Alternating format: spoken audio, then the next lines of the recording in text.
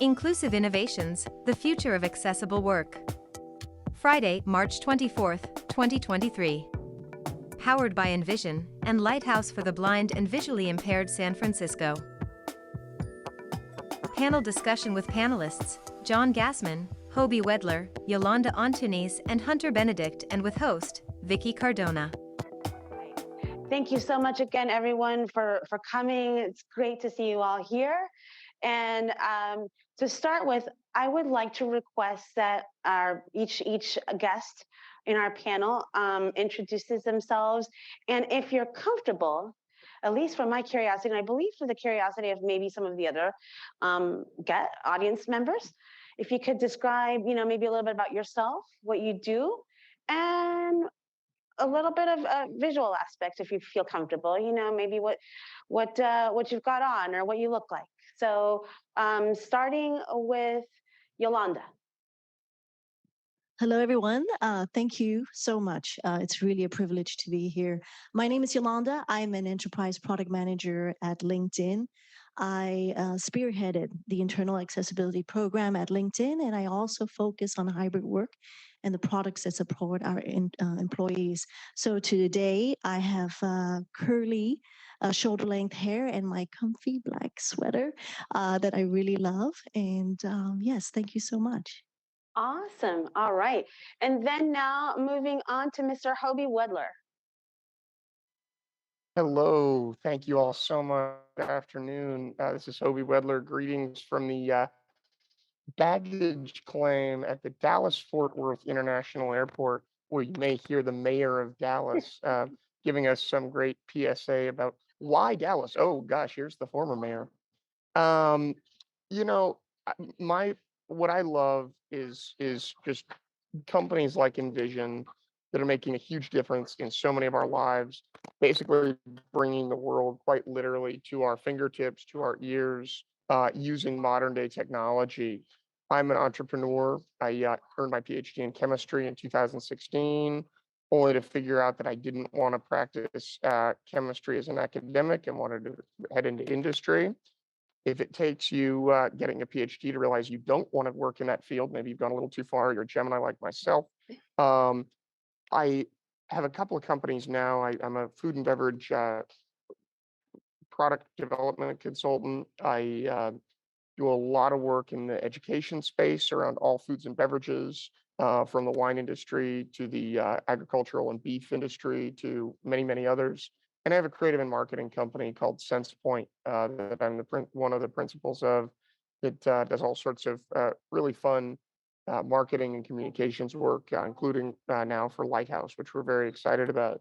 I'm a 35-year-old Caucasian male, and I am sitting here in my polo and partially zipped quarter zip fleece, and I've got a pair of Levi jeans on.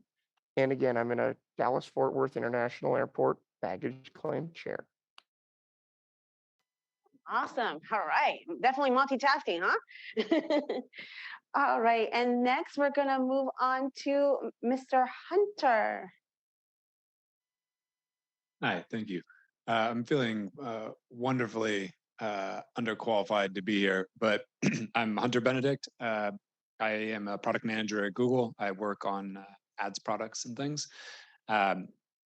And I'm here primarily speaking on behalf of our family. We had a daughter who was born with low vision. So I'm very new to a lot of this, and I can assure you I will make many comments that need to be changed to try and understand what it's like to have low vision or no vision, because it's still something that I'm trying to figure out, to be completely transparent. I am a 6'4" Caucasian male. I'm also 35. And outside of that, I'm quite skinny, and my mother has told me multiple times I'm very handsome. So, that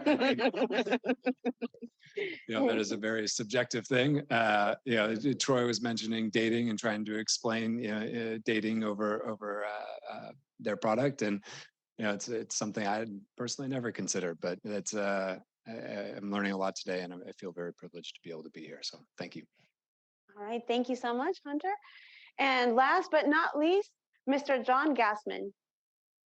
Hello there, this is John, and I am 5'10", 180, and old. Comparatively speaking, I'm 68, just about ready to retire. I've spent almost 20 years with the Walt Disney Company, beginning in 2003. It'll be 20 years in May, and was the first totally blind person ever hired, for sure at the Disneyland Resort. We're not sure about Florida. But anyway, I was very, very lucky and still am very lucky to have been very successful. I use all the technology mentioned today with Ira and Be My Eyes a little bit, and also Envision, of course. And it's so good to hear the voices of a lot of the people that I got a chance to meet, some for the first time last week at CSUN. I love CSUN. I've been there for, centuries, it seems. And my other main technology that I've used, and the one that really allowed me to become so successful at work, was JAWS for Windows, where I have booked theme park reservations and hotels for 20 years, and I've trained at least 18 blind people that I'm aware of. And I wondered why. Why do you want to know how many people I've trained? My manager asked me one day, and I said, I don't know. I just trained those 18 people, and I couldn't figure out why she was asking. I later found out that she was including that as a part of an article that she had to submit justifying why I had been nominated for and won the Walt Disney Legacy Award, which is a award where you basically are nominated for by your peers, and you emulate three of the characteristics that he had throughout his life, which was to dream, uh, and I'm blanking on the other two right now, but dream, inspire, and shoot, well, that's two out of three. We'll settle for that for now. Um, and I was less than 1/2 of 1% of the entire company wins that award, and that's my proudest moment at Disney.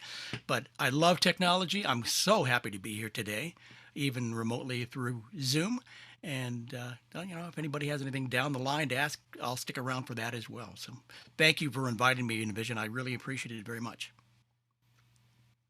Excellent. Thank you so much.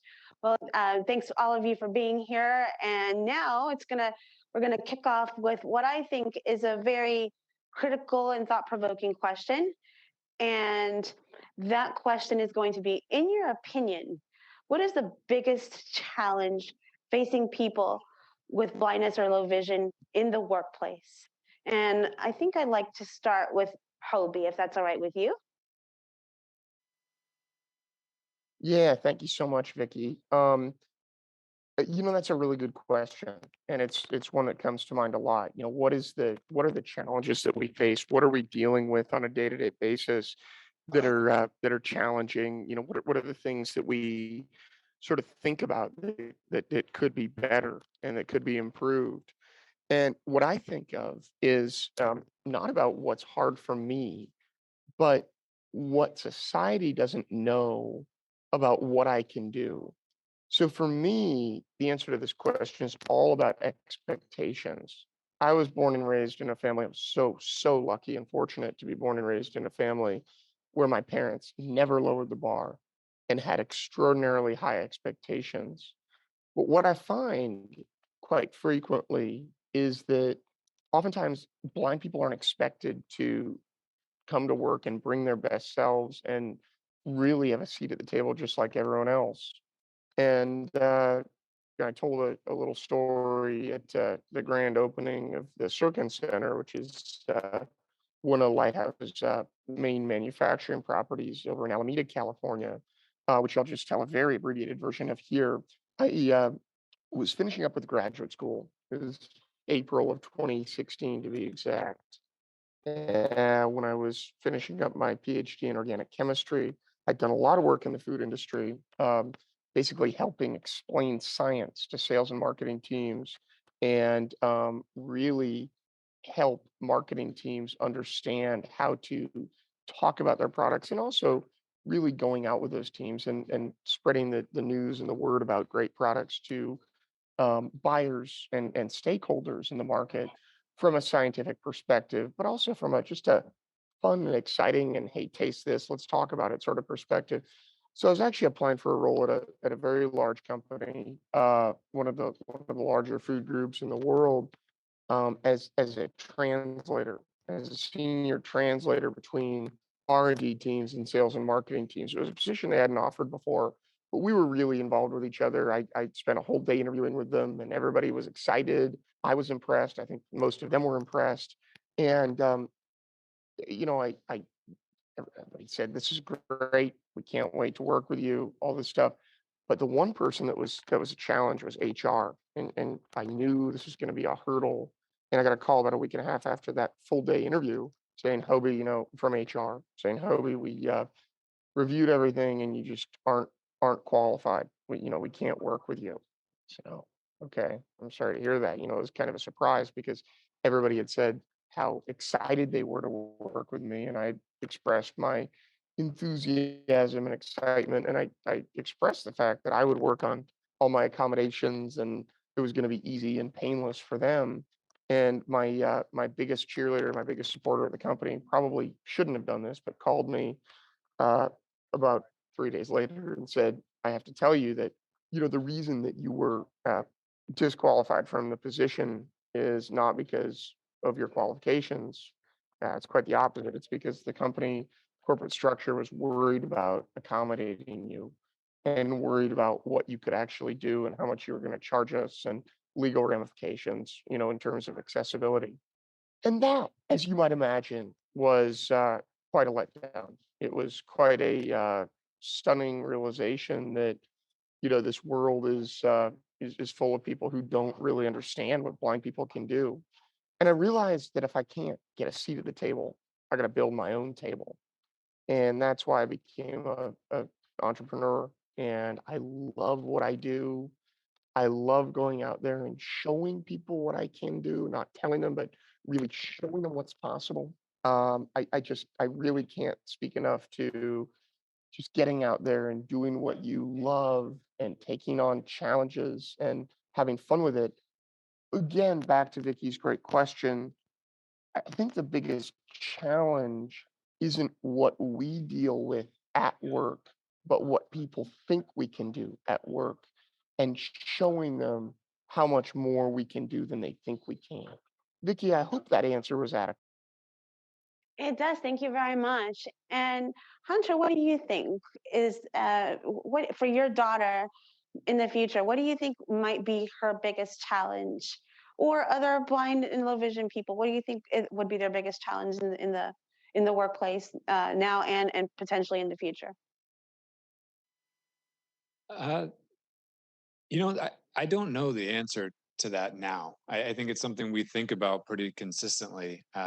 With our daughter, she's 3.5, but what has been the most energizing thing with her, and I think this speaks to what Hoby was talking about, was we had expectations that some things would be more difficult for her. And each one of those expectations has been something that hasn't been a focal point for us today. Her ability to, when we took her to school for the first time, school wasn't necessarily set up, but they had some tools to allow her to be able to thrive there. I thought she was going to be terrified in a new environment. She has this rabbit that she is obsessed with. She hasn't let go of it for 3 years. We took her to school and they said, you need to put the rabbit in the cubby. She put the rabbit in the cubby and she moved on. I thought that was going to be an issue. She was very obsessed with her mother at the time, which I've been bribing her behind my wife's back for a long time to be obsessed with me. But whenever she was away, she would cry.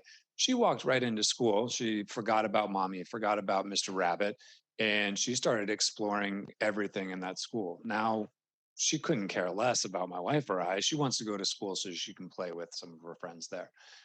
Awesome. When I think about what we were worried about was her ability to explore. And we thought that was going to be a really big hindrance to her opportunity to thrive at school. And she just overcame that. So I think, Hoby, what you're saying in people's expectations of handholding anyone with any type of difference from anyone else, it is a preconceived notion and a bias that you have on how human beings are able to adapt to situations. And I think the adaptability of anyone is much higher than than the expectations of those around them. And so I think pushing her to overcome any challenges, to fight back on those challenges, whether it's expressing herself to a point saying, I can do this, may need you to show me one or two things, but I am able to do this, and being really rigid about that belief is something that we're trying to instill in her so that she has the opportunity to do whatever it is that she wants. And I read Hoby's description at the beginning of this, and being a chemist, and I thought, like, that's shockingly amazing. There's a lot of, if we're talking about moles and small amounts of mixtures and things like that, there's a ton that goes into being really good at anything, whether you have vision or no vision. But there are benefits to not having the biases that come with being able to go about your life just doing something the same way that you've always had to do it.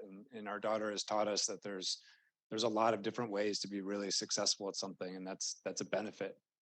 It's not a limitation. Very cool. And now you're up, John. What do you think is the biggest challenge people face who are blind and low vision in the workplace today? I think it's preconceived notions amongst most companies, where they don't really understand what a blind person can do.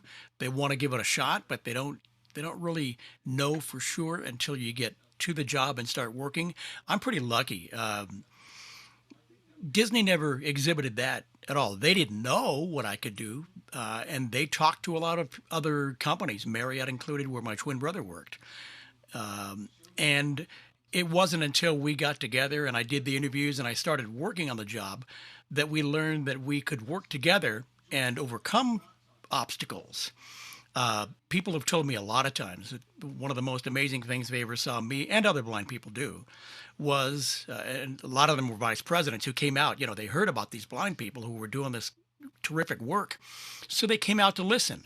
And what they would do is they would tag us together with a couple of headsets. So literally, as I'm booking a theme park reservation for a hotel or whatever, I have JAWS in one ear, I have the guest who's calling in the other ear, and I'm talking to him and listening to JAWS at the very same time and looking up information. And I'm not listening to JAWS at a slow speed either. You gradually speed it up to the point where it's fast because you have to be able to hear it quick and move and be proactive and so forth. And they couldn't, and I was doing what everybody else was doing. I was just doing it in a different way. And it worked so that I could become extremely successful over 20 years. And I just, I can't thank Disney enough for giving me a try, and other companies in the same situation who give other blind people a try. And they find out that they're very successful. And of course, they are the ones who show up for work every day without missing too many days, because they know that getting that job and keeping that job is extremely difficult. So blind people are among your most loyal people who are going to be there day in, day out, whether they have to come into the office or work from home. They don't miss many days. So we've all been pretty lucky, those of us who've been working, and I'm only hopeful that in the future, other companies will see what a lot of us have done and take the plunge and hire other blind people who are qualified, not just any blind person, but those who are qualified and can do the work. So that's a long-winded answer, but I hope it answers your question. It does. It's a great answer. Thank you so much. And Iolanda, what are your thoughts on this? Yeah, I'll come with it at a different lens. The pandemic moved a number of us to do remote work, and now you're seeing us going back and returning to the office, and something changed in that transition. Number one, the muscle memory of how to navigate inside an office was surprisingly gone, and many of us had to relearn how to traverse different buildings, different places. That's number one. Number two, the places and the people are dynamic now because of hybrid work. So you have a number of individuals who are returning to work and are there more than 3 days a week. They have a physical desk. It's in the same place every day. But for the rest of the crew, they drop into an open space, and it's never the same space twice.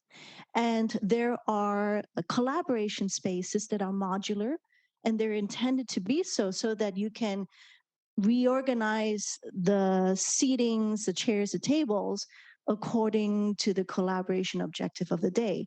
Now, how do you navigate that kind of dynamic environment with confidence? Lastly, um, I'm cautious and very much aware that we're falling back into old habits, right? So when it comes to being in the office and collaborating, people see a whiteboard and they instantly write on it. Well, if you can't engage with that whiteboard, you can't engage, period. And you're disconnected. And we're falling into old habits that we have to be very cognizant that we now have the opportunity to rethink how we do things and not go back to the way we did them because, that's how we did it and we were familiar. But we really, really have an opportunity to reimagine how we work together and connect together and communicate with each other. And it's just so heartwarming to see all the technologies that are there. I can speak to how we're looking at incorporating a lot of it there, but just those are the key areas that I'm really cognizant of.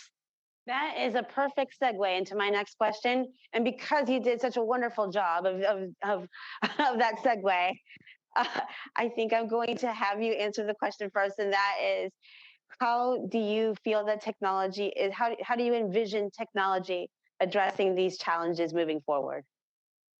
Oh my gosh, how much time y'all got? I am so excited. I am so excited about what's happening in AI, especially what we've seen with GPT-4. Let me talk you through the scenario of the day, and let me just kind of envelop some of the technologies we saw today. So you go to a building, you're not familiar with it. We're told to go to a particular conference room. How do I go to that conference room? Somehow we're guided towards it. You go to the conference room, right? And like, oh my goodness, what's in here? And now you have the musical trip hazards of the day. Where are the things? And oh my goodness, why is there a random beanbag in here? Right? It's so hard to engage, right, in the physical environment. But look at the virtual volunteer, right? From Be My Eyes. You can envisage leveraging it in an incredible way, right? It can help you tell you what is in your environment. It can inform what is ahead. It can describe the layout of the room. It can share the people that are in with the Envision glasses, right? The doors are opening in an incredible way to have us finally live our lives on our own terms. And the technology is really ripe. It's really at the moment where we can transform us significantly. I just can't wait. We're just on the beginning of this journey, and the hope is all these technologies integrate and talk to one another and communicate with one another, because so long as it remains fragmented, as Mike said, how many apps do you have to download? How many things do you have to, how many gadgets do you have to just, orient, right? Like how can these technologies become a ubiquitous platform? Really needs to be the end goal, but hold on to your seats. This is going to be a hell of a ride. I can't wait. Awesome. And Hoby, what are your thoughts on this? How do you feel technology?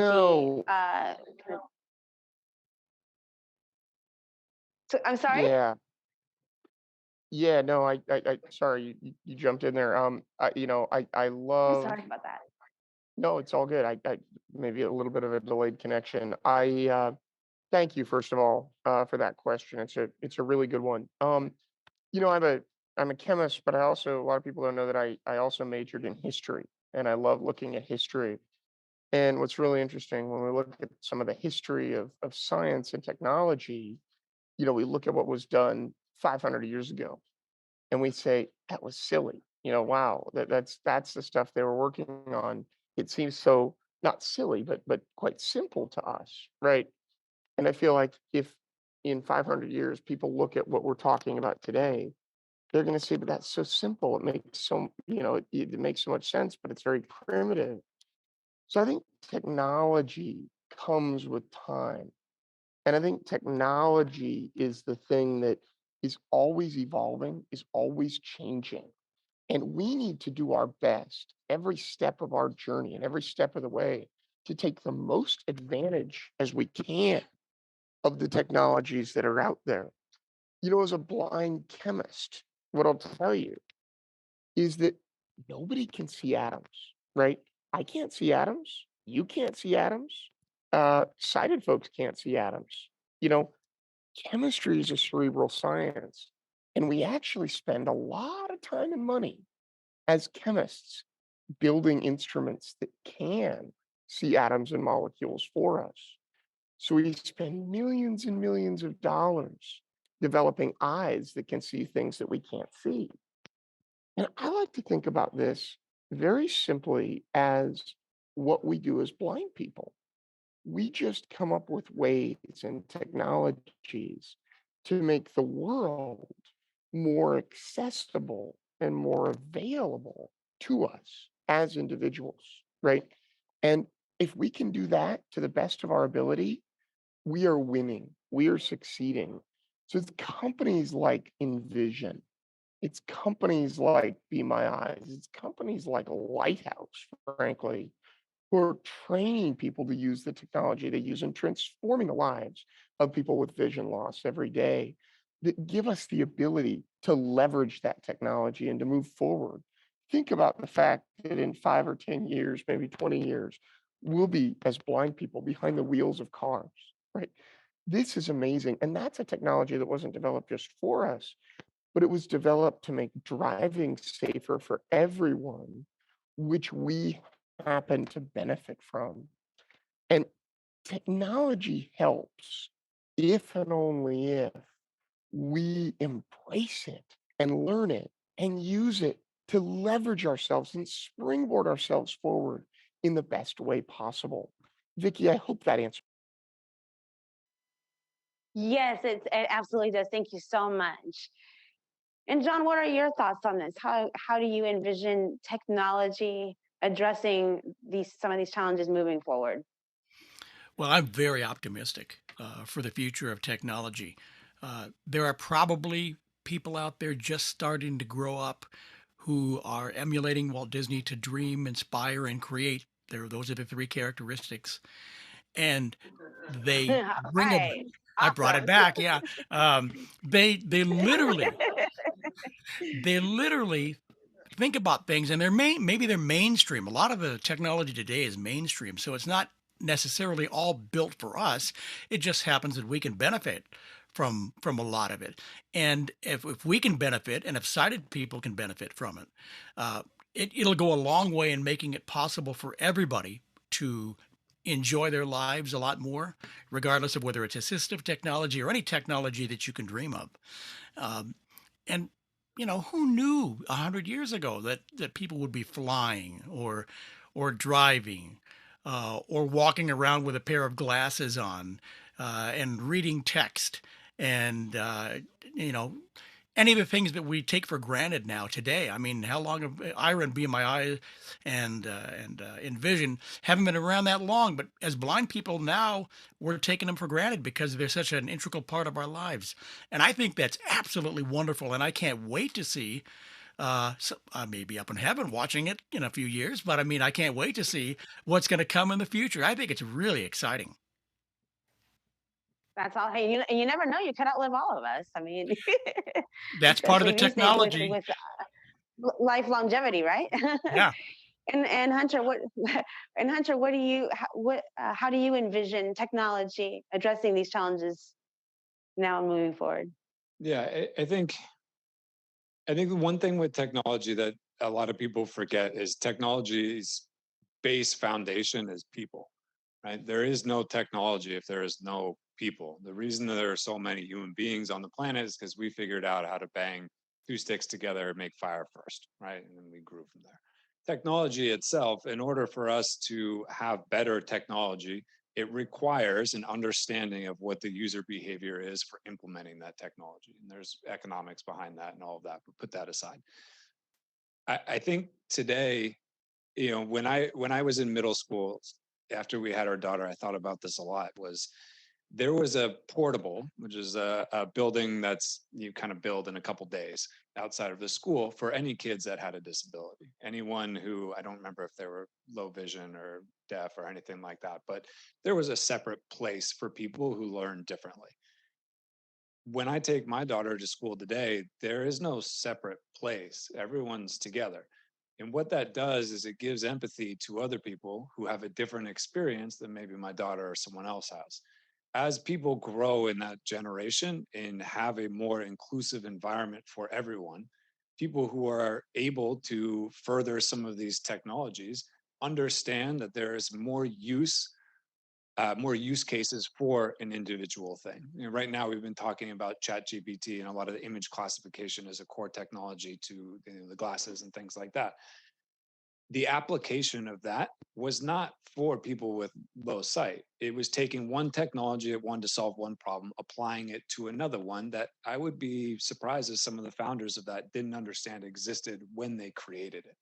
And so as we have younger people who grow up in an accessible environment, understand the needs of people who are not like them, they're able to adapt and create things that are useful for a wide range of subsets of the overall superset, which is humanity in general. So I think the technology, there's a million things that could go, and 100 years we're having different conversations, but at its core, it is the application of people's empathy and where that empathy can be developed and understood for as wide a population as possible. And I think that is to me what is one of the most promising things nowadays that I've seen. Awesome, awesome. Thank you. And so, Yolanda, I have a question. As Sharon reminded us at the beginning this afternoon, there is at least a 70% unemployment rate among the blindness and low vision community in the United States, and I believe in a lot of the rest of the world. If you had a magic wand, what would you do to reduce this and to increase workplace happiness? We talked a lot about technology, and now, like Hunter, I'm going to shift to the people side. One thing that I think really can make an impact is that for individuals who have the privilege to hire people into a company, I think it is utterly important that all companies train the hiring managers well to be able to confidently support any team member of any background, of any capability. And I think that is key. I believe this is a very significant gap right now. I believe we have made incredible progress when it comes to awareness, incredible progress when it comes to technology. But I believe there is friction when it comes to an individual's confidence in saying, am I supported to make this role a success? Am I equipped to be a good manager and one that can make the team successful? And I don't think we've moved the needle there. And we really have to invest and make it very intentional in all the companies that do hiring to really initiate a program for managers to show them the way and for them to lead by example. That is very all excellent points there. Hoby, what are your thoughts on this? Thanks, Vicky. It's a great question. It's a complicated question as well. You know, one of the things that I think is so important is something that I've talked about before, and I'll come back to that matter of expectations, right? If we have low expectations of blind and visually impaired folks, it's going to be really hard for them to step up to the table and apply for a job and receive that gainful employment and really make that difference and lower that unemployment rate of 70%.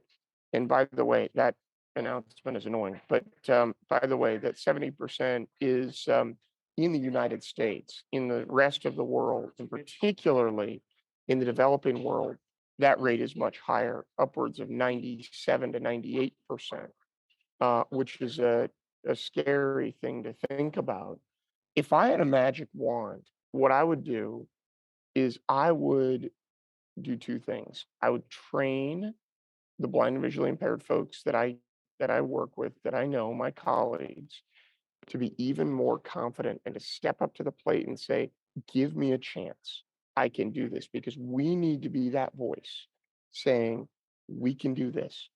Try me out and see how it goes. And we really need to be, unfortunately or fortunately, we need to be better folks than the cited competition. So that's the first thing I would do. And the second thing I would do is very much aligned with what Yolanda said. I would really work with those people who are doing the hiring, those people who are making the differences in their work environments, and say, you need to give people more of a chance than you do. And you need to work with people with disabilities, and in particular, people who are blind and visually impaired, because we do deserve and have earned, I feel, a seat at the table. And just a quick note on diversity. If you build a more diverse team in the workplace, you are creating not just a bunch of 30-year-old white guys sitting around a table in their gray suits solving problems. You're creating a diversity of problem solving, a diversity of people. People of different ability statuses, people who have come from different socioeconomic statuses, people who come from so many different environments, that you really will create more effective solutions to problems, number one, and number two, solve problems in a more succinct and meaningful manner that will ultimately increase your bottom line. So that would be the magic wand that I would wave. Number one, get blind people to believe in themselves more. Number two, get people who hire to believe in blind people more and give us all a chance. And number three, thinking about how we can increase the overall diversity of the workplace and make a difference for every population we serve. Thanks for the great question, Vicky. I hope I answered it succinctly. You did. Thank you for a wonderful answer. And John, what do you feel? What would you do if you had a magic wand? Well, some of this has already been said before, but it is a two-pronged answer. One is you got to get companies who are willing, like mine has been, to give people an opportunity and to work together to make those opportunities come true. But I think also we have too many blind people out there, in my opinion, satisfied to sit back and collect a check each month, who are capable of working. And I know it's tough to get a job, but that shouldn't stop you. I mean, I know when 2008 rolled around and we had that huge number of layoffs, 10 or 11 people that were working with us decided, oh, it's easier just to sit back at home and collect a check. And that's where they went. And you shouldn't, I mean, I just think that's wrong. I think you just have to keep pushing, keep working, and show that you're one of the individuals who is able to be successful at a job. And I know some people are going to sit home and collect a check because they've got problems and they can't work. And that's one thing. But for those who are capable of working, you should never give up. And I think that the individuals, as well as the companies, if they can work together, we'll have a lot more people employed. That 70% number is a huge number. It's going to take a while to go down, but it's been 70% for a long, long time. So I really hope that we can get that number to drop. It benefits everybody. So It does, yes. And Hunter, what are your thoughts on this? For blind and low vision people, and even in the future for when your daughter gets to be a working age. Yeah, growing up, I always thought of work as you go to an office and you have water cooler talks and all these sorts of things, like this traditional, TV version of an office. Um, there's other definitions of work outside of just corporate America. I don't know enough about the environment for people with low vision or blindness in the small business world, but I talked to this guy one time. We were at the Enchanted Hills camp with my daughter, and one of the counselors there was a blind man, and he was a therapist. I remember walking away from that conversation thinking, like what a wonderful profession for him to be in as a therapist. It removes, if I was seeing him, it removes my biases for being able to say something. In some cases, it would give him the opportunity to be much more objective than, frankly, I could be. And I think there's a lot to be done to help people set up programs that will enable someone to have that type of job, a small business where maybe you're working for yourself, you have some support on billing and that sort of thing, but you can focus on eh, the human aspect of life, and jobs like being a therapist, I think, are really optimal for that sort of thing. It's not just an office environment. The things that everyone else said are very valid, and I think that there's a lot of work to be done there too, but opening that range of possibilities is in my opinion would be key to getting that 70% number down, right? If we try to push everyone in one direction or make just one type of work accessible, it becomes really difficult at that point. It's not saying it's not worth doing, but there are other opportunities there where I think there are, frankly, some jobs that are better served for people that don't have the biases that sighted people do. Think about being a judge or something like that. Like there are jobs that are better served for certain populations, and I think that needs to be considered, and tools need to be available to be helpful to get something like that set up. Well, thank you so much for that and valid points. And I mean, we could talk about this forever. We could talk about this for so much longer, but unfortunately, we have essentially run out of time. My last quick question: if you guys could all go around and just in 30 seconds or less, if any of you just have any last thoughts that you want to share with us, such as what would be your advice for an individual seeking employment who is blind or has low vision, or whatever, any kind of last thoughts you want to give in 30 seconds or less. And we'll start with John. I would say get a good education. I mean, go as far as you can possibly go. Start looking for a job and never give up. Make the employer feel like it would be a disadvantage not to hire you.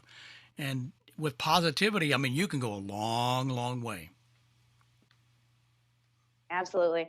And Hunter, what would be your last something that you would, any last thoughts you have?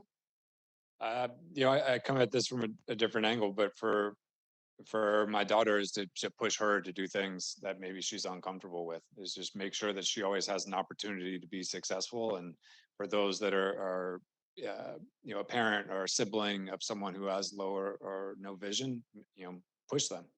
I think, obviously do so in a respectful way. Sure, definitely. Yeah. So clear. Don't physically push them, but push them to be successful and give them the opportunity to do that. I think my wife does a really good job of that, where, for our daughter, if there's something that's hard, she'll sit her down and make sure she gets through it so that she understands that it is something she can be successful at. Very cool. And Iolanda, how about you? I'm just going to write on John's feedback. Embrace social media. Let it be your amplifier to show who you are, showcase your work, let yourself be known to the world. Let it out. Yes. There you go. Very cool. And last but not least, Mr. Hoby, what are your thoughts? It's a great question. You know what? Life is all about happiness. And if you can help by elevating someone's happiness and make them feel positive and good about themselves, you are going to encourage that person to go into work and to seek gainful employment and to be really powerful in what they do. So all of us, more than anything, we need to be holders of high expectations, but we need to really work hard to elevate the happiness of anyone we meet and anyone we serve who might be looking for a job in the workplace. Because what is life if it's not about believing ourselves and being happy and taking on challenges and succeeding at those challenges? But we can't do any of that if we're not excited to be alive and excited to be right where we are. Thank you so much. And I just wanted to end with, I think I'm going to give one final quick thought.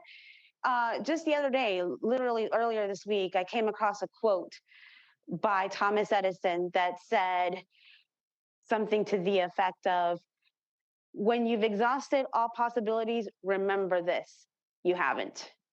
And I just want to leave everyone with that thought, because I think it's an incredible quote. And I believe it applies 100% to our topic discussion for today. Thanks again so much, all of you. You were all fantastic.